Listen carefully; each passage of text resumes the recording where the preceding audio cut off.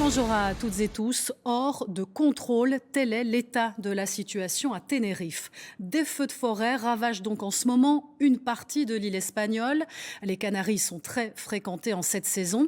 Plusieurs villages ont dû être évacués. L'objectif, bien sûr, des pompiers, c'est d'éviter que l'incendie ne se propage. Voyons cela avec Sébastien Dubetz et Esmeralda Labi.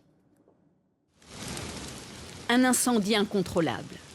Le nord-est de Tenerife est en proie aux flammes.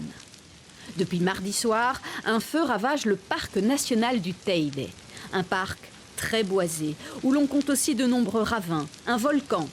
C'est d'ailleurs le point culminant de l'île.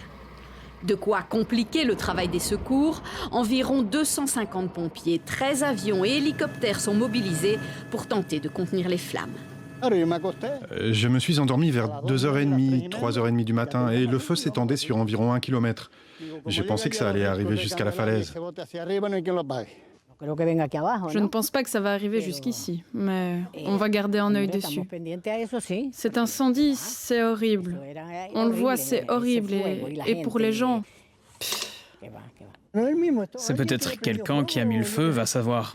Le feu touche 1800 hectares de forêt et couvre un périmètre de 22 km.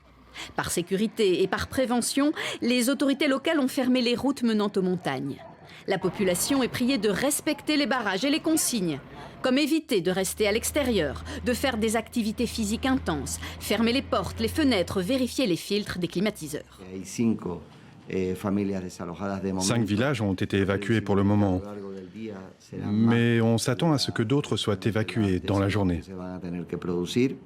L'incendie n'est pas encore maîtrisé, mais déjà beaucoup de questions quant à son origine. Le maire d'un des villages touchés a déclaré à la télévision espagnole qu'il y avait une ligne de feu visible depuis la côte avec plusieurs foyers. L'incendie survient après une vague de chaleur qui a affecté les Canaries, laissant des zones trop sèches. Les 2 prochains jours seront essentiels car les températures vont descendre avant de remonter à nouveau dès dimanche.